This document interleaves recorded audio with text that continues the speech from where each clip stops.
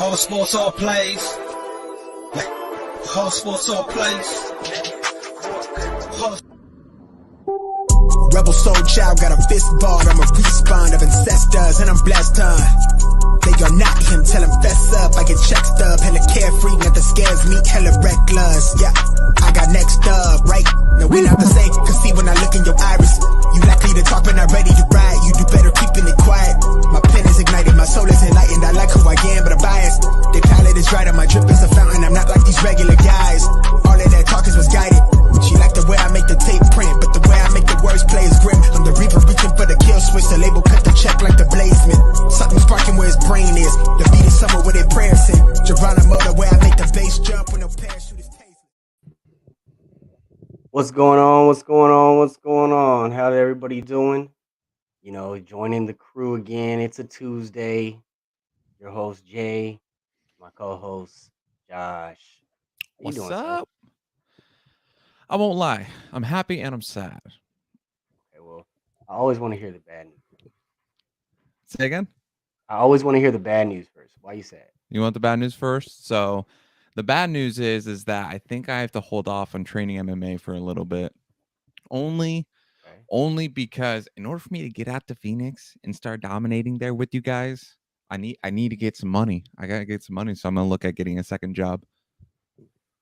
Oh, so you're gonna be tired, worn out, even though you're gonna pause and fight, you're gonna still be just as tired.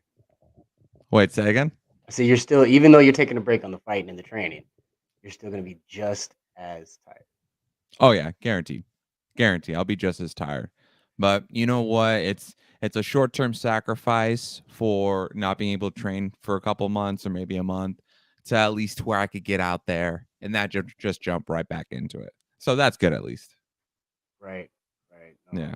And once you get down here, we can get ourselves a studio, do some more in-studio shows, get some more people on, and turn up a little bit, right? Mm-hmm. Yep, exactly. That's the honestly, I'd say probably the biggest thing that I'm most look forward to once I get out there is for us to go and establish a studio, because we could bring on the fighters, all the local fighters. We could easily bring on, have them as a guest, get a third camera. Even if it's somebody from out of state, we have a big old TV that's in there. We could do a live stream through that. No problem. Bada bing, bada boom. We get shit done. You know what I'm saying? But on top of that, I agree. yep, exactly. And then on top of that, the good news, the happiness side of it is that just go and plug it in. Josh Said What, the podcast that'll change the world. It had CJ Pittman from Rough Nation on just earlier tonight, so definitely check that out. Yes. We always enjoy our talks with CJ. He's a very great guy. If you guys haven't seen, we also have an episode with CJ here on Throwing Hands. Just talking about everything rough. How he started it out and all that good stuff as well. And you did an interview last week on Josh Said What, right? Yeah, I did it live. It went for probably like a good hour and 4 minutes. It was originally only supposed to be probably like 45 minutes, but me and CJ, we were just going into it. It was all fun. I got a bunch of good information too on the upcoming fights. Well, no, I was asking. You also did an interview on Josh Said What last week, though. Wait, say again? You did an interview last week on Josh Said What outside of CJ, correct? Oh yeah, that's right. That was with Steve Donner. That was actually the one that you hooked me up with. I interviewed Steve Donner. He is the founding commissioner and one of the founding owners of the Professional Box Lacrosse Association. So he was explaining to me how they have 9 teams already. I think they already finished the draft, and they're on stream to start their first game, the 29th, actually. Yeah.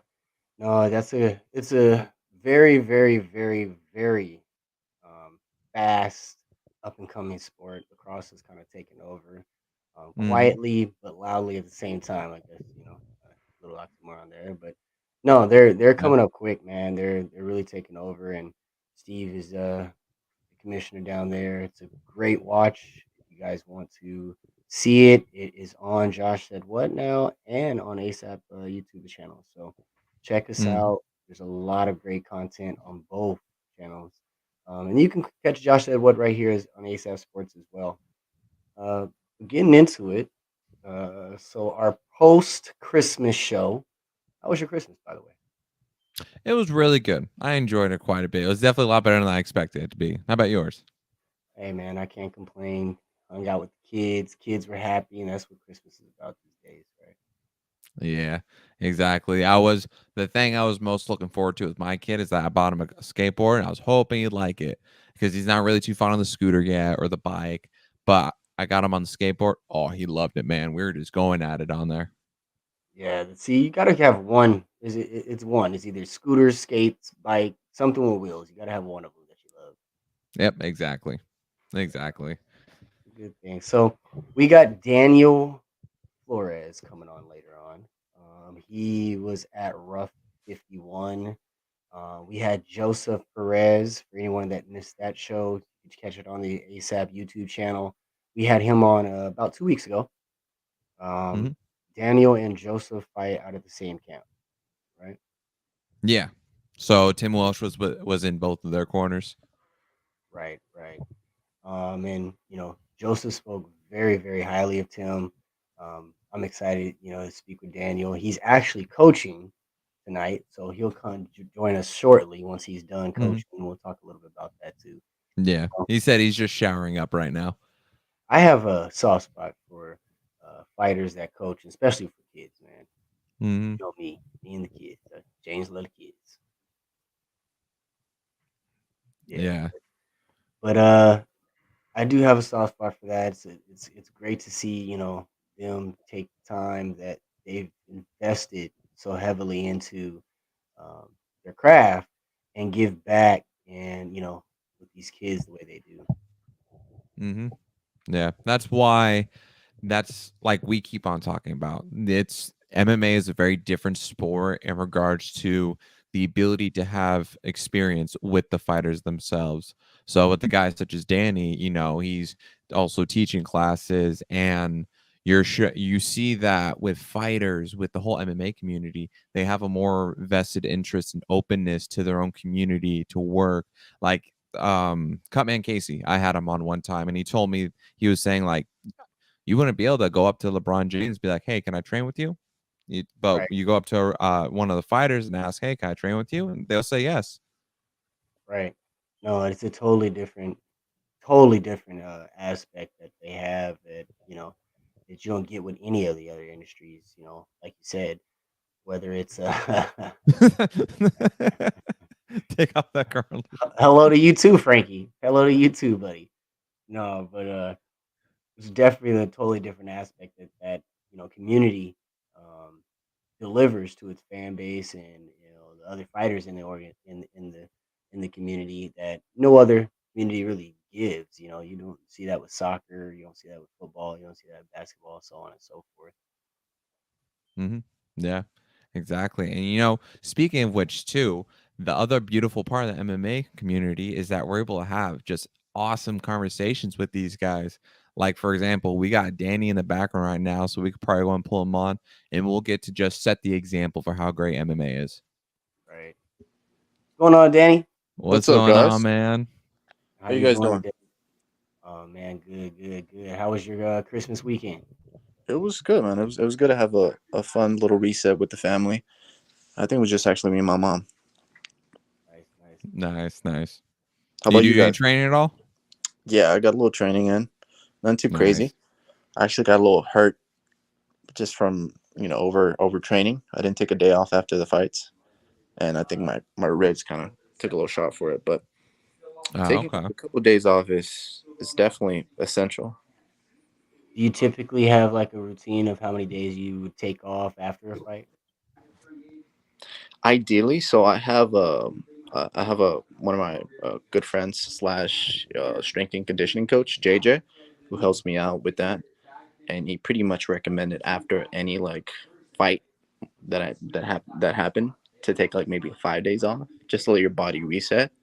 But I didn't get hurt, so I was like, I'll just jump back into training immediately because I just can't not train, and I was fine really. Mhm. So I jumped into it, and I think Thursday I got hurt, my rib, and I was like, all right, maybe I need to take a couple of days off, and I'm back to training now.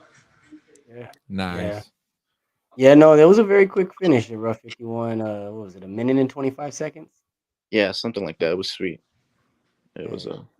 Yeah. definitely. So it wasn't like your body went through like a 3-round war and you had to take the 5 days off. You're still pretty solid. Yeah, that was the thing.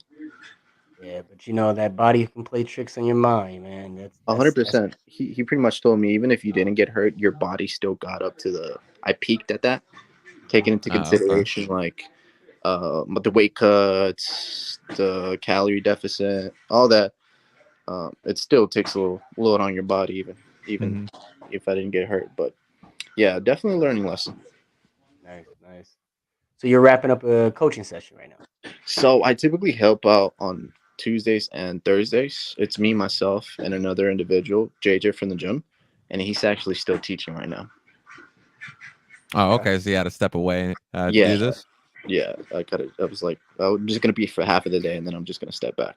I'm still here at the gym. Mhm. Appreciate that. Appreciate you stepping out and taking some time to speak with us and go over it. Yeah, So absolutely. I appreciate you Mhm. guys. This is yeah, pretty sweet. let's take it back a Mhm. little bit. So when did you start training? What got you into it a little bit? Like, give us a little bit of background about you. Yeah, so my startup started. I was at the age of 12. My background's from boxing. So I have two older brothers, which pretty much influenced my life a lot. And they actually started before me. And then I inevitably got into boxing. I did boxing seriously for like 2 years, I believe. I was There's like, yeah, throwing hands at you for the hat. But So boxing for 2 years. I did 2 years. Originally, I didn't like boxing. Especially, I started off in Central Boxing Gym. I think it's like downtown. It's definitely a staple here in Arizona. I think still up and running. Hmm. I had a chance to spar a couple people, especially because I was a big kid. But I hated boxing, honestly. Especially the environment of just going ham and getting hits, sparring a lot. I used to get Hmm. anxiety. So I didn't initially like it until the maybe the fourth year of boxing. Took a little break. Um, After high school, I pretty much in high school I did basketball and I didn't box a lot. And then after high school I worked and then I knew inevitably I was gonna do either boxing or MMA, but timing is everything. And after when the pandemic hit, it was just perfect timing. I was working from home. I Googled a gym near me and at a pretty reasonable price, and this one came up, and it was like 15 minutes away from me. And I did more research. Then I saw it was Tim, Sean was kind of associated to it, so I was like, "Oh, this is pretty sweet." So, and then now it's been 2 years and a couple months here, Nice. officially Nice. doing MMA. So, yeah, Nice. timing is everything. It was just perfect. That makes sense with your boxing background because when I was watching you fight, the hooks that were landing, that's what ultimately got your finish. I saw the technique of a boxer, just the way that you'd set it up and just close it in. I noticed that right away. Yeah, I look back at the fight now, and I wish I looked more crisp, but I appreciate that. You Oh, wait, know, say again, it cut out. I said, looking back at the fight now, I definitely wish I looked more crisp with all my technique, but I appreciate that you can see that the technique was just there because I don't. It kind of seemed for a little bit that I was swinging, but there definitely was some technique behind it. Oh no, absolutely. I saw it like immediately when I saw the success you were having in the pocket because you we were all seeing it like straight from the gate. He was coming in hot, he was very quick, ready to land, and it was just in those quick exchanges where I saw that boxing come out. Saw the technique, that how you position the elbow, you're able to land it because it was flush. It was flush when it was landing. right? Yeah, I appreciate that. What was it about him that, or what was it that you kind of picked up on in the beginning from the fight that made you just stick right in the pocket like that? Because you were set in stone on getting that hook over. Is it something that you saw and that you picked up on? Is he had a hand drop that you seen in the beginning, or what was it that kind of locked you in on that? Yeah, so I definitely kind of read him. I was trying to fill him out a little bit, but he definitely was a little bit like amped up. So I kind of wanted to stay in my game and not necessarily fall into that trap of getting amped up myself. So I didn't want to necessarily engage. I wanted to see what he did and kind of exploit any mistakes that he was doing. So he was kind of coming into me very openly when he was throwing shots. So I was just taking advantage of that. And then inevitably I saw he kept doing it, so I didn't want to initially engage too much, just to let him come back to me so he can pretty much fall into my punches. But my coaches were telling me to wrestle too. I can hear him in the back end. But I knew I could have. I landed early, and I knew if I would have connected clean, I would have put him out. So I'm glad it happened that way. It Yeah, definitely helped. MMA Stalker, they caught one picture where you landed clean. Oh my God, it was a nasty one because you his head was in a completely different direction, and that's where like you see the full connection, the full force of a boxer's hook. Yeah, that was pretty sweet. Those pictures are legit. Yeah, MMA Soccer did a fantastic job, not only with myself but with also my teammate Joe's. His pictures were pretty sweet too. Yeah. Nice, I mean, you nice. made it easy for them, man. You guys performed. You guys gave the shots. They just took them. You know what I mean? That was you guys did your thing out there for real.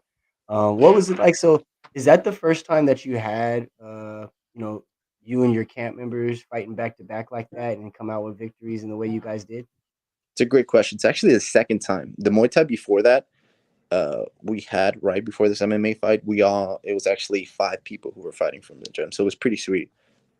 Nice. There's some pros and cons, but ultimately there's a lot more pros and cons, because in fight camp you have your teammates to push you along, and you know they're going to be there. But the fight day, you pretty much don't see the fight because you're in the back end getting warmed up. But it was actually the second time. It's pretty sweet. I enjoy that a lot. Ideally, yeah, I want to be in the crowd and kind of cheer my teammates on, but it's better to be in war with your teammates.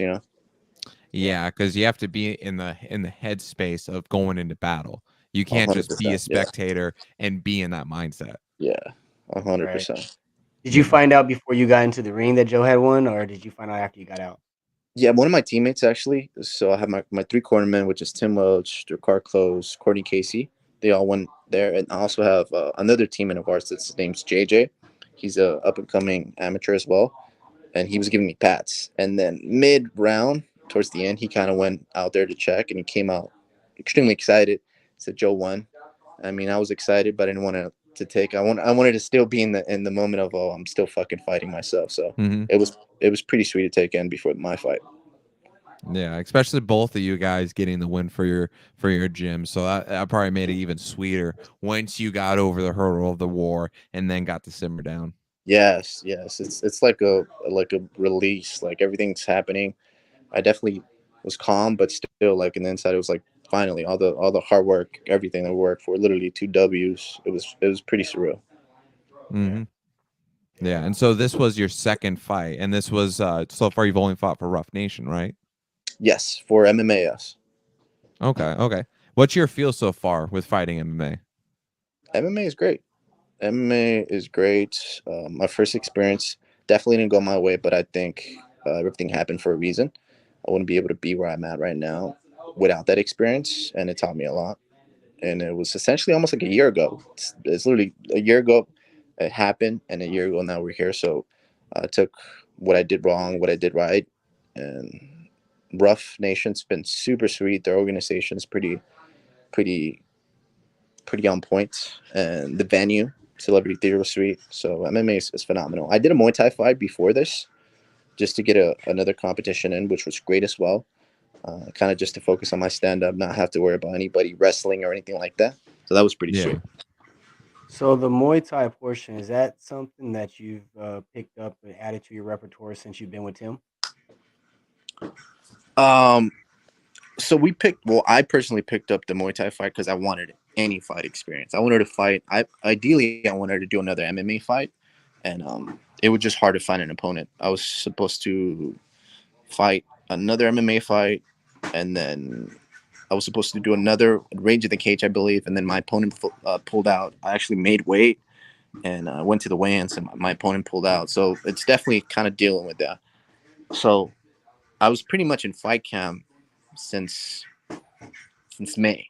I made Wow. weight, and after that, another fight fell through, and then inevitably I got a Muay Thai fight, and at that point I just wanted to fight Right. anything. At that point, anybody. You've been in fight shape for 6 months. You're like, man, I'm Mm. ready to Yeah, go. it's You good. got that It's good. dog that just wants to come out.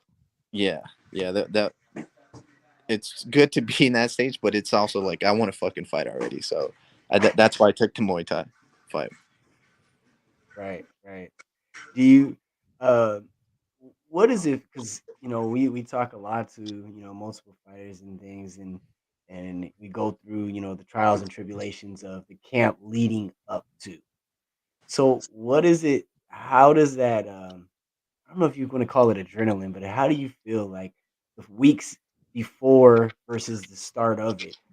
You get your schedule to fight, you know who you're fighting. Maybe it's 2 months out.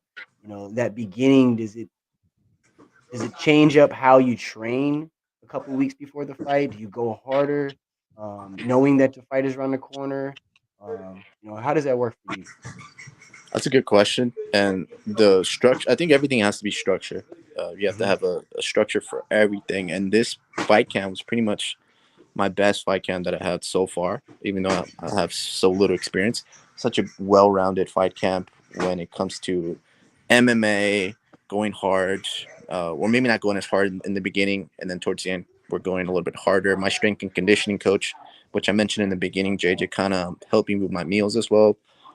Everything was just very structured, and to be honest, it's an extremely healthy way to live your life because I have an end goal.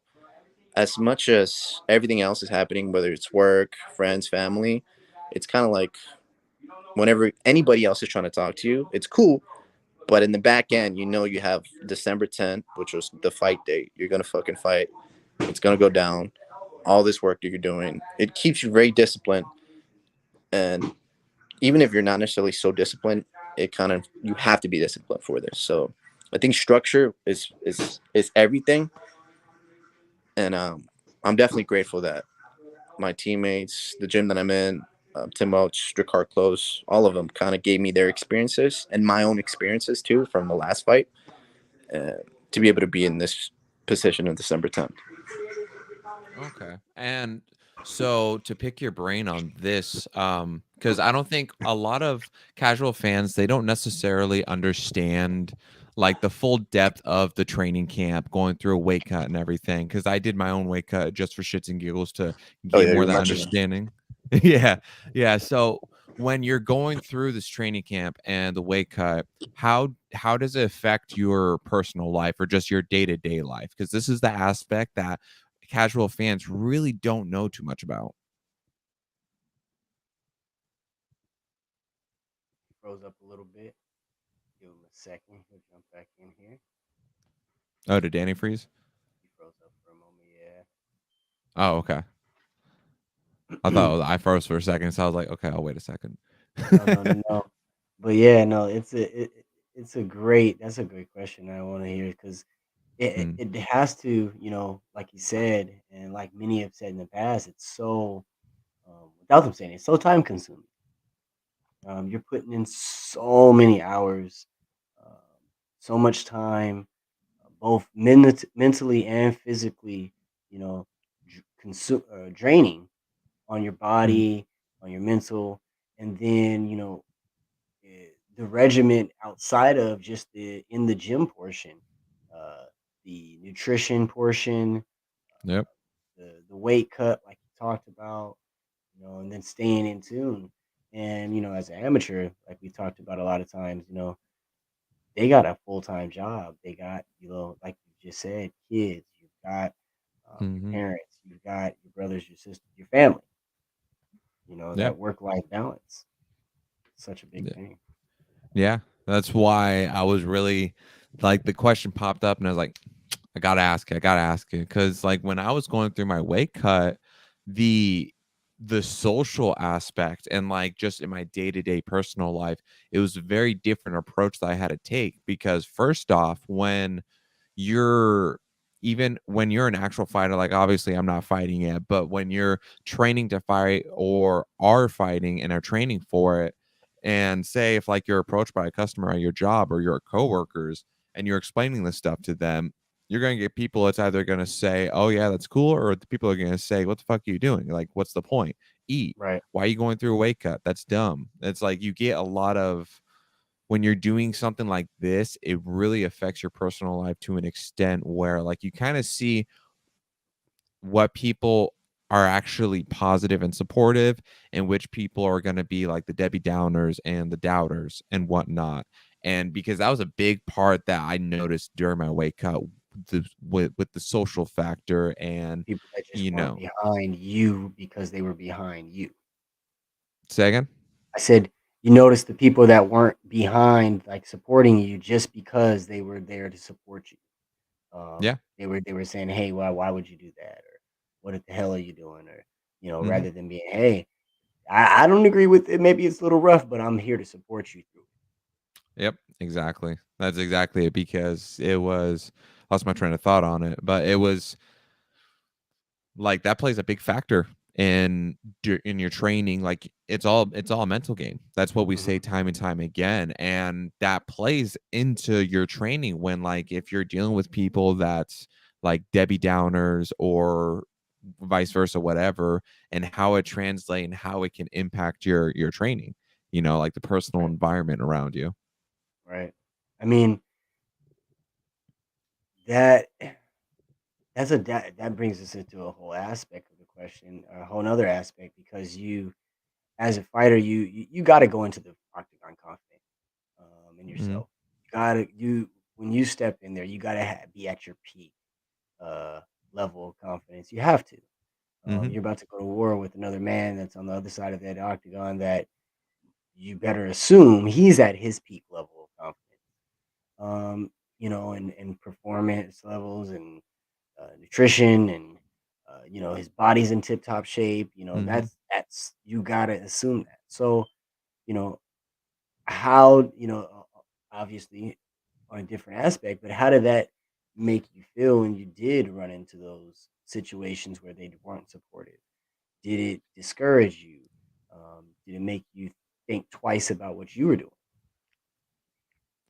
you know it would it still kind of irks me even to now, because it's like for me. I kind of took I'm trying to figure out a good way to say it. The feedback that I received to the reactions of my weight cut, it was like those situations where shit hits the fan. Who are you going to see fight or flight? Who are you going to see amongst your boys that's going to stay and go for that fight, or if they're just going to run and just ditch you? That's how I kind of felt about it, because there were some people that were just like straight up dicks about it. And when you work with them, you can't really avoid that, or you're just Right. around them in your daily life. It's hard to avoid that, and it's annoying as shit. But let me tell you something. I was a damn dirty bastard with proving them wrong. I was absolutely determined, because that's what also motivated me. But I know with some people that could kill motivation bad. And if you're not as grounded and as determined and disciplined, especially motivated too, then it's like that could be a make or break thing. Yeah. No, it's definitely something that many people uh, deal with on a regular basis.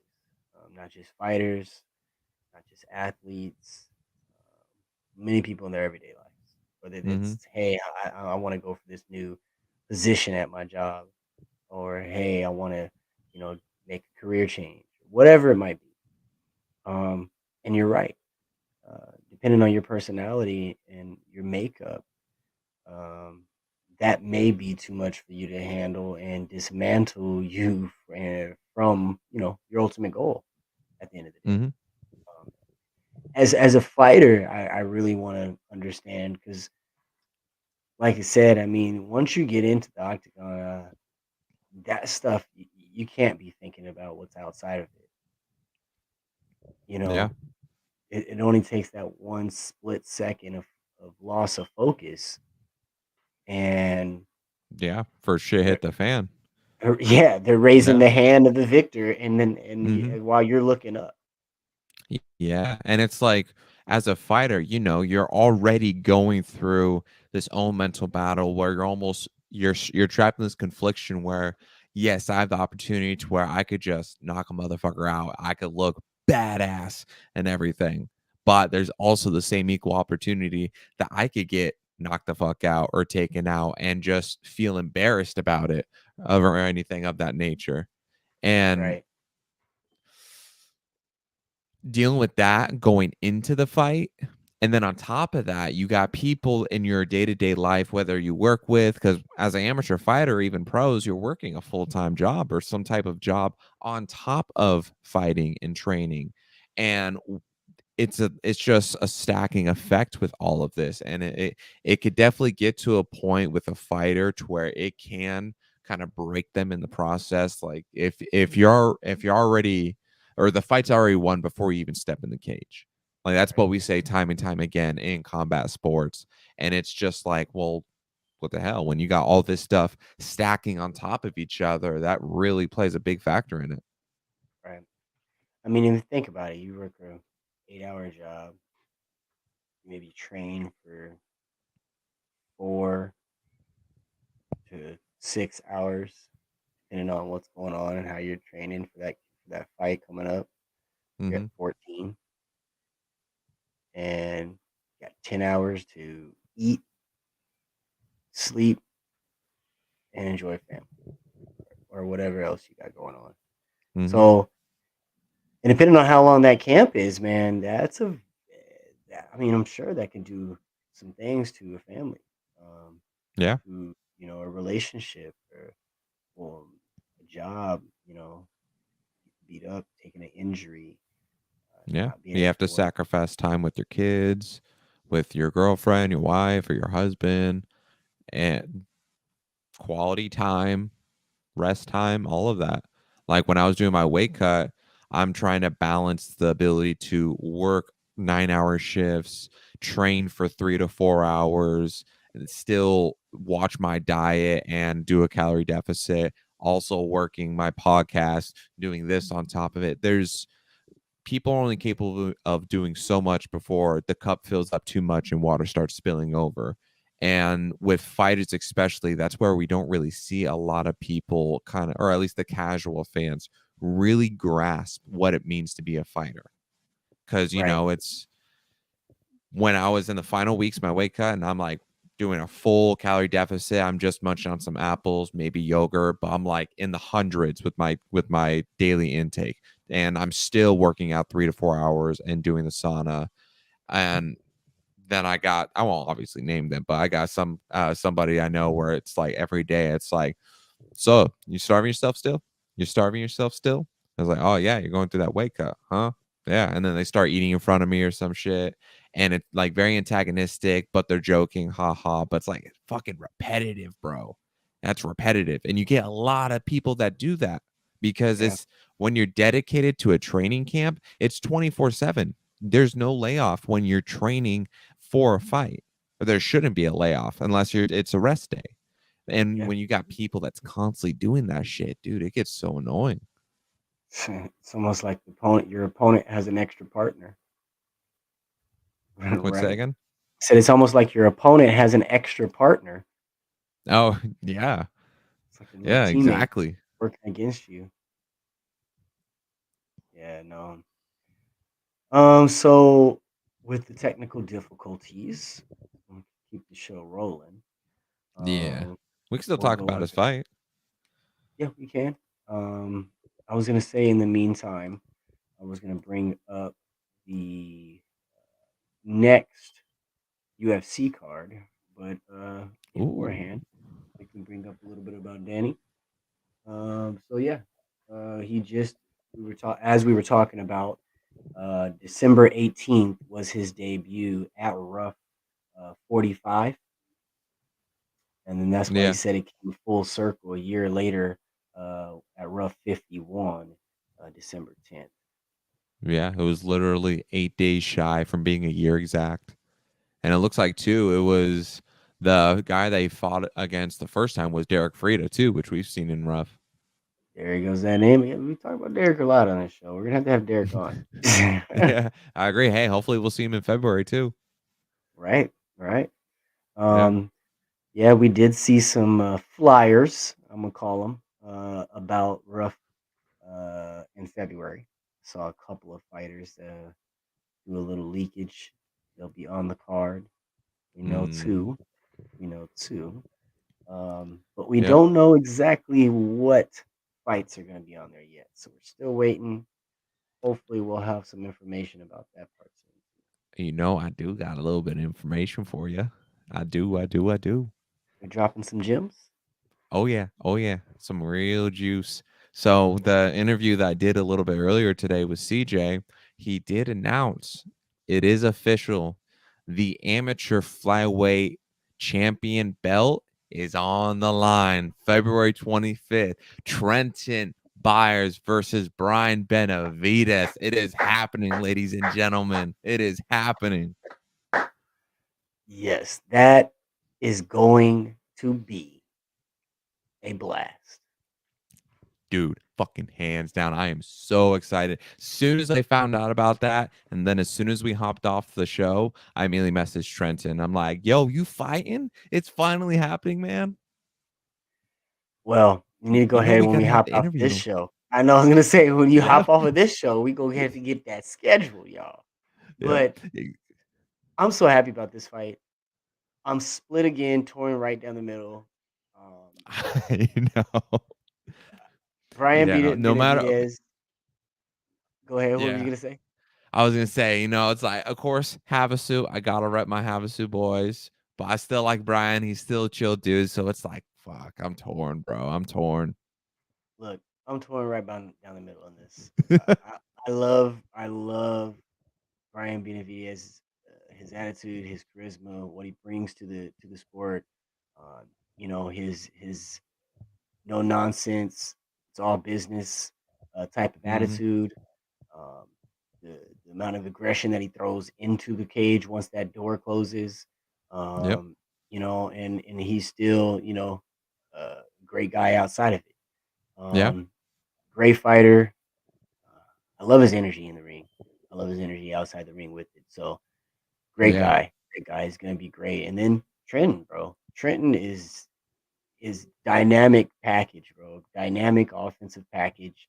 Uh, Hmm. he he does a lot. He's an exciting fighter. I met him on a couple occasions. Great guy. I just this is gonna be a great one. Yeah, I've been training with them on and off for a little bit now, like I'd say like 3 months, maybe about 3, 4 months. And dude, he's got talent. You know, he's keep in mind, like right now, I think the last time that I grappled with him, I was probably about like 176, 177.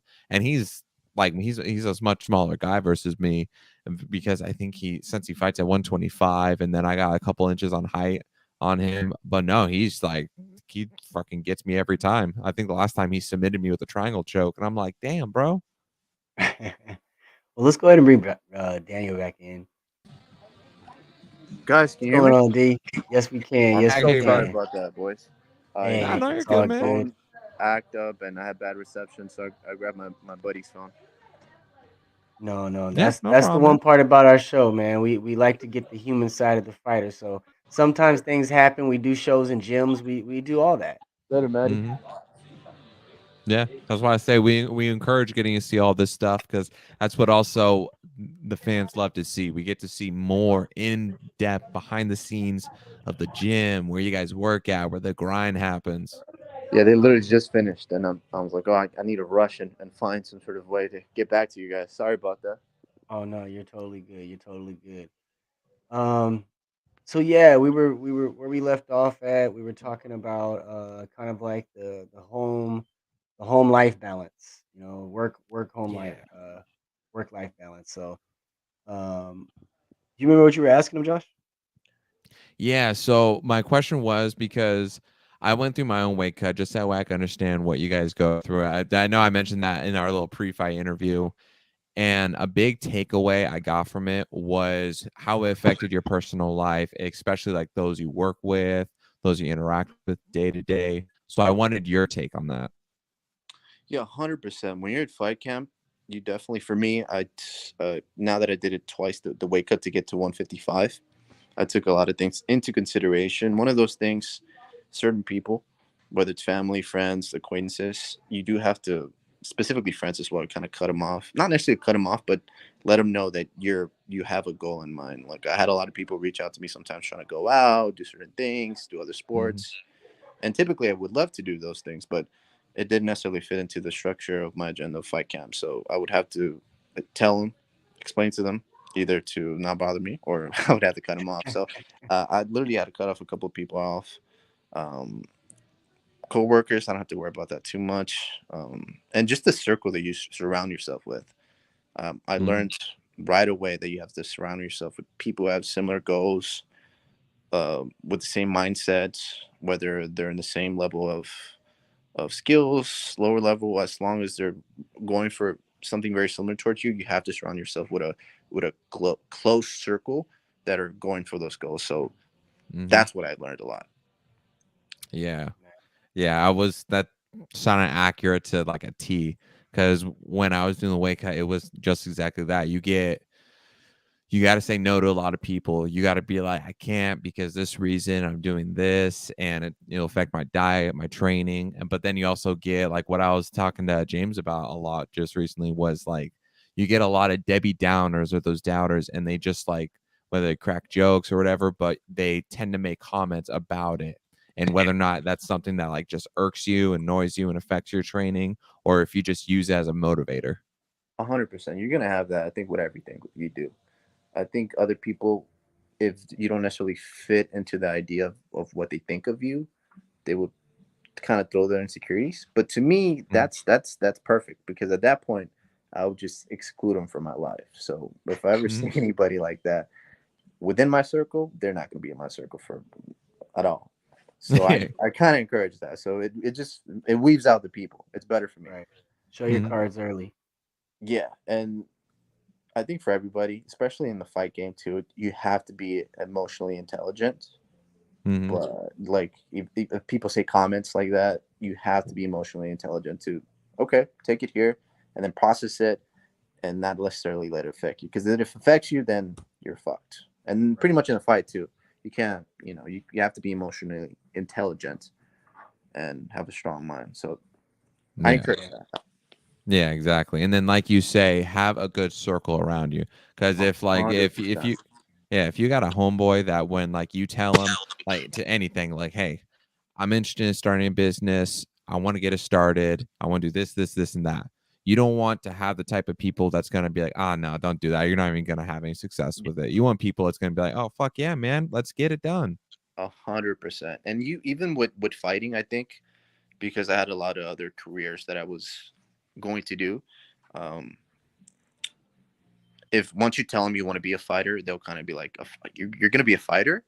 Like, I would never think you would want to be a fighter." And they would try to throw that,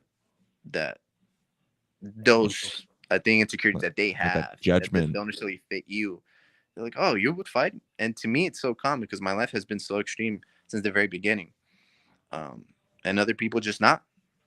And you just have to cut those people out. Mm. when you say your life's been so extreme, what kind of what conditions you to be able to have that tough skin and kind of be ready for that? Yeah. So at the very beginning, when I came here originally, so I've been in Phoenix, Arizona for approximately 20 years now. Mhm. The 5 years of my life, I was born in Mexico. So my family, my mom, my dad immigrated over here. And when I was 5, my older brothers also came over. So it was pretty nostalgic. Imagine you living in the United States for 20, 25 years, and then you have to make a drastic decision to go to Canada or somewhere else to find better living styles, find better work. And the way we got here was pretty not common. We had to take a couple flights, pay a couple people, and now we're in the United States. Right. Now I'm DACA, so I'm able to work here, and I'm not able to technically leave outside. So the very beginning of me getting to the United States, for some people they may think it's like extreme, but for me it's normal. Like, yeah, now I'm here, and now if I don't pretty much follow my dreams, retire my moms, retire my parents, and put money on the table, then their sacrifice that they did would be for nothing.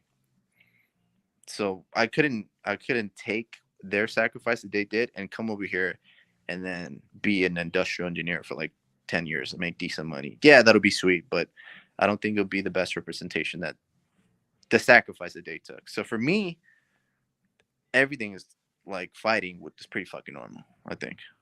You've been fighting all your life, and so this is just part of it. 100%. Yes, Hmm. 100%. Yeah, and I feel like everybody has the capacity to make it in their own way. You don't necessarily have to fall in line with the typical of becoming engineer, doctor, lawyer. Everybody can make it in their own way. A You need hundred the percent. I'm not trying determinant.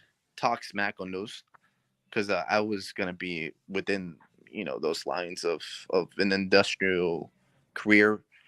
But for me, I knew I was meant to do something else, and it was meant Mhm. to be fighting. Right. Yeah, That's one 100%. thing that I like about MMA as well. Once you get in there, yeah, both people stepped in the ring to fight, but the styles are different, and there's just so much uniqueness and character to each person that in the fight. That's just one thing I love about it in general. Hmm. Yeah. Yeah, and what I like about so I'm gonna give ourselves a little pat on the back. But no, what I like about what me and James are doing here, the role that we get to have is that like a common thing I keep on saying is that we're not looking at the current generation. We get to experience growing with the next generation coming up in the fighter world.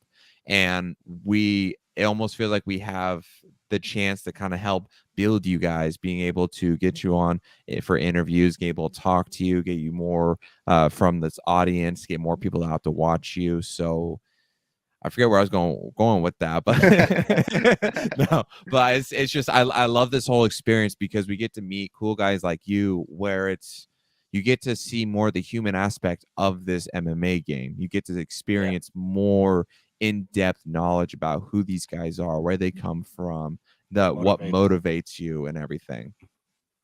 A Yes. 100%. Yeah, and I definitely want to thank you guys because this is sweet. Like Joe and me talked about like how you guys it's pretty sweet to get that exposure and to get that comfortability, if that's even a word, to be able to have interviews like this. So thank you guys. Right. So, Hmm. Hey, do more you than happy, have man. a game plan, so to speak, on how many kind of amateur fights you want to have? Are you going through the flow where you want to take it as far as becoming pro? Yeah, great question. So it's a numbers game, and for me, I definitely want to get as many amateurs fights as possible. Experience is key Mhm. because in the amateur you can kind of get away with certain things, win or lose. When you go pro, it really does matter almost every fight. So I definitely want to get as much experience as possible. My coaches, I asked this question to my coaches too. What's the best way to get there? So they recommend. They always tell me if I could go back, I would just get more amateur fights. So that's the end goal for me. It's a numbers game now, so get as much experience as possible. Okay. And how But many times are you looking to fight in 2023? ideally, I mean, if you do the math, 12 months, and if I'm healthy, if everything goes to plan like December 10th, and I didn't get grazed, every 2 months, every 3 months. I know that Okay. training goes into consideration too, because obviously, you go harder at training to make sure when you get into the fight, you're dandy. Hmm. But as long as I'm healthy, I want to fight as much as possible. I need that experience. Nice, nice. Yeah, absolutely. So So yeah, as we're winding down, I got a couple questions for you. So growing up, that's watching MMA world, what fighters influenced you the most my. to get into it? You know who influenced me a lot? Lyoto Machida, actually. Lyoto Machida Hey. is probably one of the guys that I looked at his career. He had a whole bunch. He did heavyweights and he went down. And then, yeah, Lyoto Machida is so technical, so crisp. It was heartbroken when he lost to Shogun, Yeah, and then inevitably lost to John Jones. So I've been a fan of the UFC for a hot second. So probably Lyoto Machida, yeah. nice. Nice. That was my very first favorite fighter. That's why I was so bummed too when he lost against what Yeah. was it Chris Wine? What was the dude's name? Guy who beat Anderson Silva? Chris Chris Weidman. Weidman. Yeah, Chris Weidman. Yeah. He was when he lost to Chris Weidman, I was so bummed. I was wanting him to beat him so bad. Yeah. Yeah.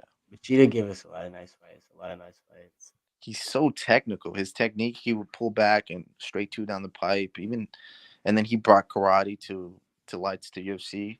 What he did Yeah, was pretty sweet. no, he Hmm. definitely opened up. Just he brought just that total, like you said, when he brought the karate, it just opened up just the styles and That's when fans were really turned on. Like, man, this sport really just kicks out of nowhere, and Mhm. you know, The way he dropped Randy Couture. Ooh. oh, Ooh. He saw Jesus. yes, he did. Yes, he did. So another question for you. Who would you say that you've modeled? I know you said Machida was your favorite fighter. Who would you say you kind of resemble in the octagon the most? In the octagon, uh, I think I try to have the boxing style of Jorge Masvidal, kind of standing up like this. His because Jorge Masvidal kind of has that like boxer stance. His lead legs a little forward. When I look at all my sparring videos, I kind of see the resemblance a little bit, and I love Jorge Masvidal's style too. He uses his hands, but he can also kick. So yeah, Whose style? Jorge Jorge Masvidal. Masvidal. His Oh. his free. I just love how free he is. Coming from that backyard fighting and just working his way up, and man, I just love how free he is. Yeah. He's very explosive too. Like when he took out Darren Till, he immediately picked up on the signals, and then just the way he landed those shots, it was Yeah, very gnarly. technical fighter. His stand up, I look at a lot of film from him because I love the way he reads people and the way he counters as well. I watch a lot of film from him too. Mhm. Yeah. He's Yeah, been one of my favorites for a long time. Yeah, I could say I could see that. I could see the resemblance when I saw you fight and the way you were landing your shots, especially those counters too. Right, right. All right. So last question I have for you. Dream fight. It doesn't have to be now. It can be down the road, but dream fight. I'll probably fight my teammate. I'll probably take out Joe. Is he sitting right there? No, my other teammates here actually. This guy here gives me pads all the time. This guy's JJ. Hey, what's up? Hey, we'll do a live fight on throwing hands. We got the Yeah. boys literally throwing hands. Yeah, I That's might fight funny. him in the future, eh? Hey, as long as it's for a title. Yeah, we always joke Exactly. about it, like that Jorge Masvidal and Kobe Covington storyline. We're gonna be the next Yeah, Jorge. we're gonna be the next Jorge and Kobe storyline. There we go. Yeah, I'll Hey, take There that's we a go. goal, bro. That's a goal for that ass, though. No, but in the future, who would I want to fight? Does it matter? Like, are you They talking? could they could be dead alive. They could be in their prime, out of You've had prime, a lot. anything. Osama Wadala, he picked Muhammad Ali. That guy's funny, man. I saw his interview afterwards. I Yeah. would probably fight. Could it be boxing? Yeah. Winky Yeah, he could Wright. box too. I don't know if you guys. Do you guys Winky remember Wright? Winky Wright? Oh, Winky. Right. I've heard So- the name before. Yeah, Winky Wright. He used to have battles with Bernard Harkins back in the day. So originally, I started watching boxing at a very young age because I did boxing as the beginning. So Winky Wright will fight them. Maybe Tito Trinidad. I used to love Tito Trinidad. I'll fucking fight him. Excuse my language. Just because I want to test my skills against people like that. Who else? Man, naming those two names, that just took me back to that little era of boxing, man. Yeah. I feel like UFC's there is like right there where their boxing level of talent was with those names where you just named, man, because there were so many. The Yeah, divisions were that just era full. was so fun to watch back in the day. Now, Yeah. honestly, I don't necessarily watch boxing as much, but that era was fucking sweet. It was everybody. Everybody was just ultra talented, and the fights were just heavily balanced. They're so balanced, and you had Trinidad. You had oh, Now boxing. boxing's a little different now. But UFC, god damn it, MMA. Michael Chandler, I'll find Michael Chandler. I like his explosiveness, the way he kind of like goes above. All his fights are super exciting recently. Actually, Very all of his fights have been super exciting. So that'll be sweet. nice. You guys Yeah. would probably stand. You probably stand with him. Get you some. No, I'm shooting doubles, corners. brothers. I'm shooting. I'm shooting. You're taking his ass to the ground and ground and pound. To the ground. Oh yeah, it's jiu-jitsu heavy over here. Yeah, Dude, he's I've a noticed. dog. Like he hasn't fought any like lower end fighters. It's all been like the top title contender fighters. He's no Yeah, joke. the cream of the crop. Yeah. Yeah, no challenge, no joke for real. Any plans on when we'll see you again? If as soon as possible, ideally. But I think Ruff has a card in February, so it'll be sweet if myself, Joe, a teammate of mine here, gets a fight, and hopefully other people, because that'll be sweet. Hey, that'd be dope, man. Hey, you know Yeah. you're gonna see us there. Let's go. Another pre-fight interview, do some post fights. We'll have a little better setup for you guys. I mean, February looks like it's gonna be a nice one. They're trying to stack the card for the first one of the year, so What you date is know, that? February what? February 25th. 25th? Yeah. That's Hmm. even better. That's sweet. Yeah, a Yeah. couple extra You get weeks to of enjoy the training. new year party, get a little hearty, and then you just jump right into training. Uh, Oh god, but yeah, we're yeah, gonna get man. buck wild on New Year's Eve. Well, look, D, I really appreciate you coming on. After a night of coaching and taking some time away to talk with us. Um, you know, let us know right away when you do get it booked, so we can talk about it, get you back on. And before you leave, anybody you want to give a shout out to? Anybody you want to? Well, first and foremost, thank you guys for having me. This is pretty sweet. The experience has been sweet so far. The interview before the fight, the interview now. Thank you guys. Big shout out to No, my thank you, teammate man. Joe. Yes, Performed sir. on December 10th. That guy's in here all the time, so pushes me. Shout out to my pad holder slash teammate slash sparring partner JJ. I have another JJ who's my strength and conditioning coach, and yeah, pretty much the whole TW BJJ fam. Yeah, Yeah, man. You guys speak highly of Tim over there. We're gonna have to get him on here too, talk to him a little bit as well. But we really appreciate you coming on again, D. Hopefully we'll see you on the card December 25th or December 25th, February 25th, first bout of the new year. You know what I mean? Uh, we can't hear Wait. you. We can see you, but we can't hear you. We got our eyes on you. No, we still can't. Yeah, no, the audio still cut out. It's all Did it good. connect to a Bluetooth or something? Possibly.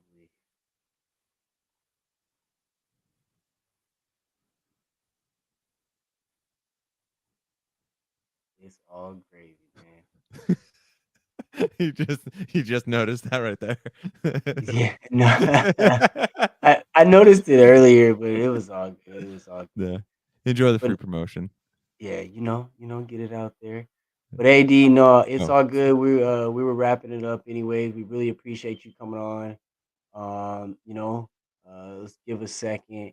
Throw our sponsors out there. If you guys are looking for a casa, hit up our guy Jason Daily. can you guys hear me? We can hear you Yeah, we now. can hear you Let's now. go. I'm sorry about that. Yeah, cut off again. I could Yeah, see no, you you're guys, but I good. couldn't hear you guys. No, it's all good. It's all good. We were just saying, man, we really did appreciate you coming on, and we'll definitely do this again. And hopefully, we'll see you February 25th on the first card of the 2023 year. Sweet, man. I appreciate you both, guys. Thank you so much for having me. Yeah, No you're welcome, problem. man. Take it easy. All right, guys. Next Have a time. good one. You too. Peace. Later, boys. Uh, Yeah. But yeah, no, I'm that was a excited, great man. one. That was a great one, man. Throw up some of these sponsors, pay some bills. You know how it goes. Hmm. Yeah, exactly. Yeah, but I like this one. That was chill. That was chill. We got a good reputation going. We gotta keep it up, man. Definitely, man. It's easy. We vibe, bounce off each other. Makes it a little bit easier when it's all natural, right? Yeah, and I feel like we bring a genuine, authentic element to this scene too, with the local amateur and pro fighters coming up. And dude, these guys, each time we get such great conversation with these guys, we get people from literally all over. Mark Coates, fucking up in Washington. We got the local boys here. We get people from California. We get people from Massachusetts. We everywhere, And it's the fact that we get to have such great conversations with all of them. It's like, obviously, we're doing something right. Right, right. We got to keep it going, man. I mean, beyond what we're doing here, we're feeling a need in the sport, especially the local scene. Um, Definitely got to keep it going and grow with them. Uh, we've been talking. Me and Josh been talking about doing a couple little spin-offs with the show. Kind of have like two different series and things. We're looking at having a pre-fight um, and post-fight shows at the Celebrity Theater. Uh, you know, for the Mm, fights. There's a lot of things in the works for the 2023 year. Uh, you know, I just realized this is our last show of the year. damn. How many shows have we done this year? Uh, so with quick math, I would say we're somewhere around 25 ish. You said 25 ish? Yeah, we started in 25. what? We started in August. Did we start in August? Dude, it honestly feels longer. It was like July or Like, August. I'm thinking July. Yeah, I'm thinking July is when we started. And I know when we first started, it was like trying to get schedule wise consistency. We're like going here and there and everything. Right, But now we've just been in sync for a good minute now on these Tuesday nights. right. I I think we had one other person one time, and then that didn't work out, so we just cut it just me and you, and it's been like that ever since. yeah. Yeah, Right. I think we've done like a good solid 30, I feel like. We're definitely up there in that area, and I mean, Mhm. like I don't know about you guys in the audience, but I mean, and if you're watching, chime in. But I feel like the shows have been getting better and better each week. Oh yeah, Um, absolutely. Man, I mean, and going all the way back and the transition. I mean, we kind of veered away from talking a lot about UFC and Bellator, and it wasn't planned. It wasn't anything scoped. It just kind of naturally happened. Um, Yeah. and we've gotten a lot more involved in the local scene, and I actually like it. Yeah.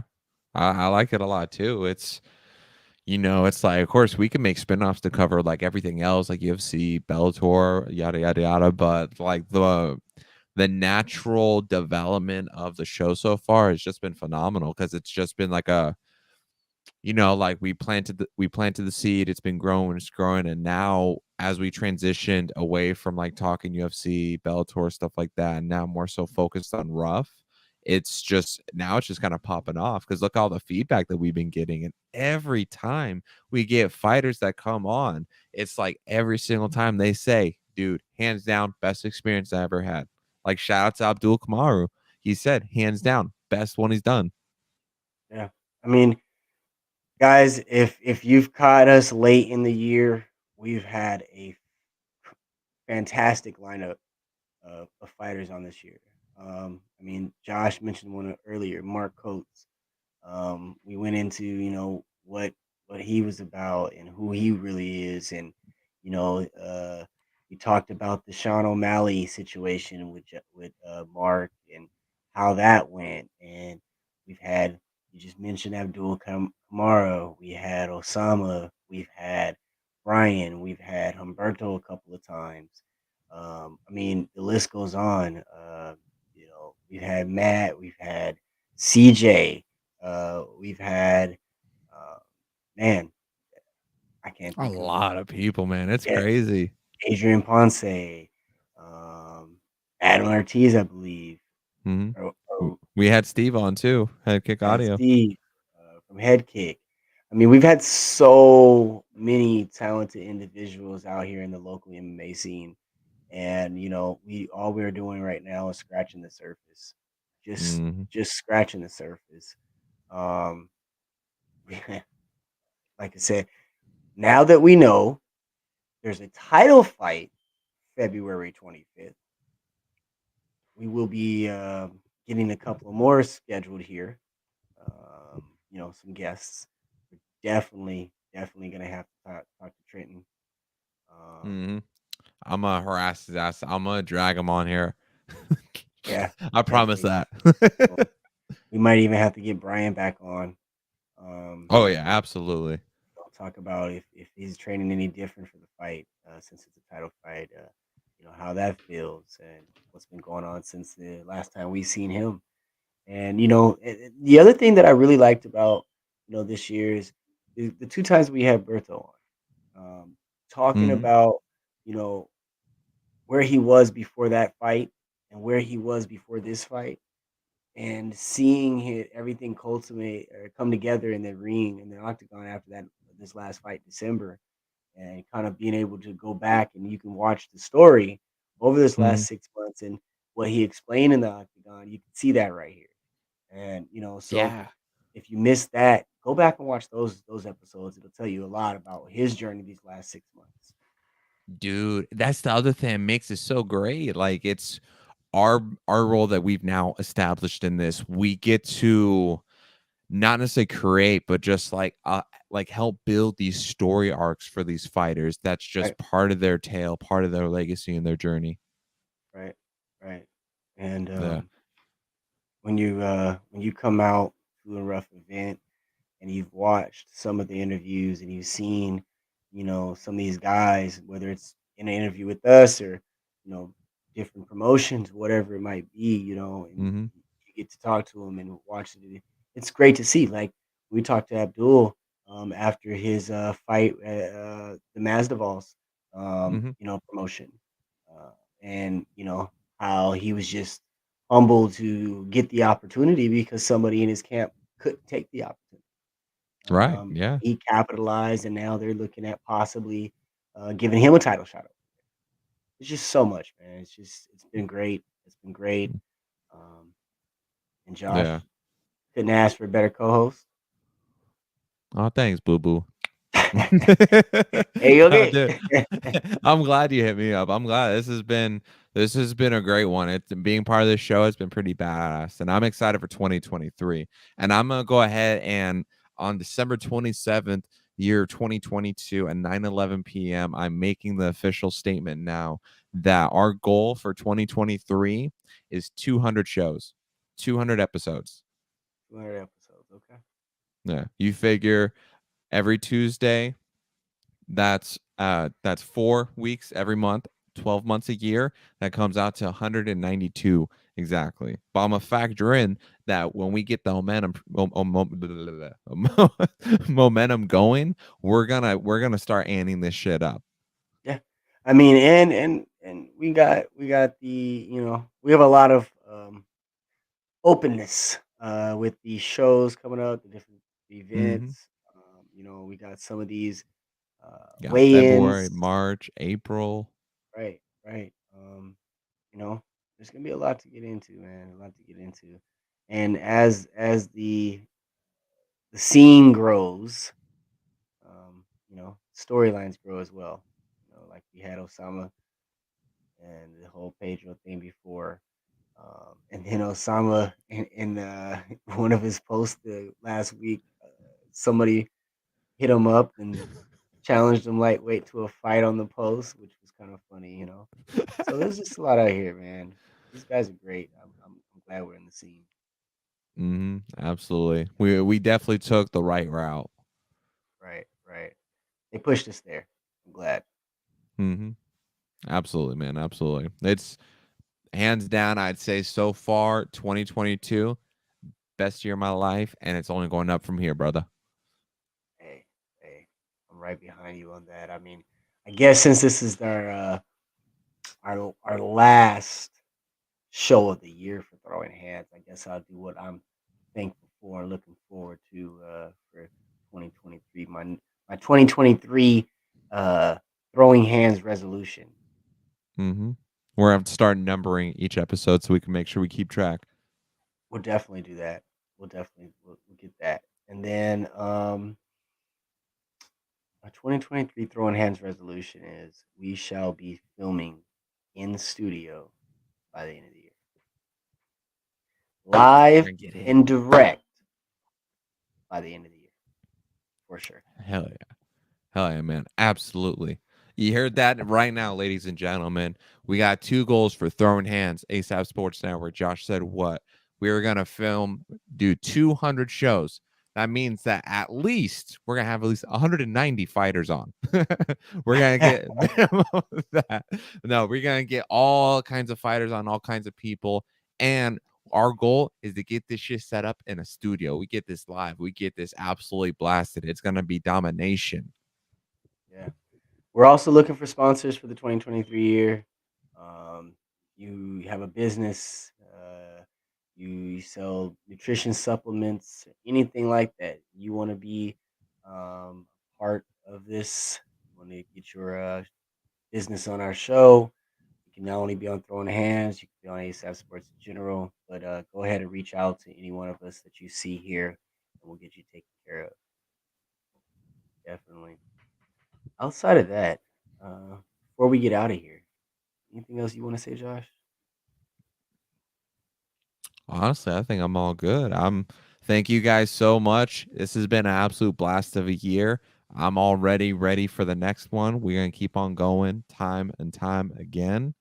And if you guys haven't already subscribe, hit that notification bell, like, comment, share, hassle everybody, your coworkers, your sister, your grandmama, your mima, everybody. Make them watch it. Let them know Throwing Hands is here with some crazy guys from ASAP Sports. But again, guys, we will not be on next week, Tuesday. We're taking the day off, and we're making sure that the rest of 2023 is fabulous for y'all. Yes, sir. Time. We'll see you guys in 2023. Peace.